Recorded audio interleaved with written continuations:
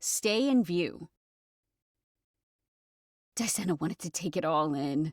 Her eyes darted from one screen to the next. Slowly, she became aware of her nub, responding to the sights her widening eyes consumed. She fumbled with her overalls and popped off her torpid cup. Someone bumped her, causing her to stumble and almost fall. Her anger flared. What rudeness! It was a male who had bumped her out of the way. He now stood slightly in front of her, his overalls already fallen to his ankles, his buttocks clenching and unclenching as his hand moved vigorously on his erect flesh.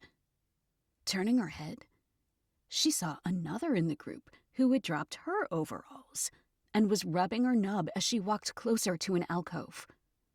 Both had stepped off the white arrow path, a realization that quickly brought the factory's words to mind.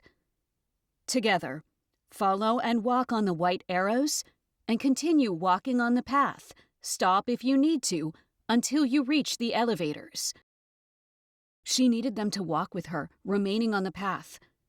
But fortunately, the rules didn't specify how many. She dropped down, quickly grabbed her turbid cup, pressed it back on, and redid her overalls.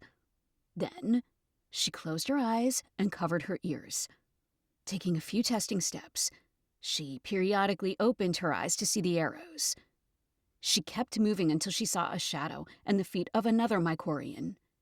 She bumped into them and raised her head.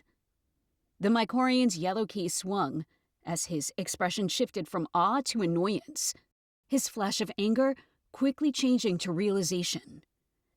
"Help me bump into the others and cover your ears," she shouted at him. "Sing to yourself to help mute the sound."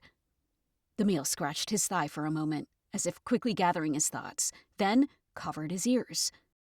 They bumped as many Mycorians as they could, and as more woke up, they in turn bumped others. They lost 2 more, who stepped off the arrow path.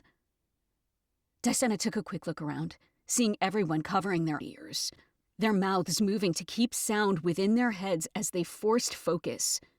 A few looked up and around as well, checking to see if they had missed anyone. Then, as if all were thinking the same thing, they began walking, keeping their heads down and their ears covered. Someone panicked and began running on the path. He was quickly snatched by his shadow, his feet churning in the air, his scream drowned out by the climatic moans and their covered ears. He disappeared into the darkness of the ceiling.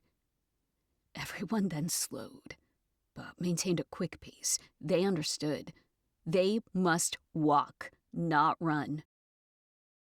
Finally, the blue light was replaced by darkness once more, with only the brightness of the arrows providing light. It still took time before the sounds drained away. They continued on in silence.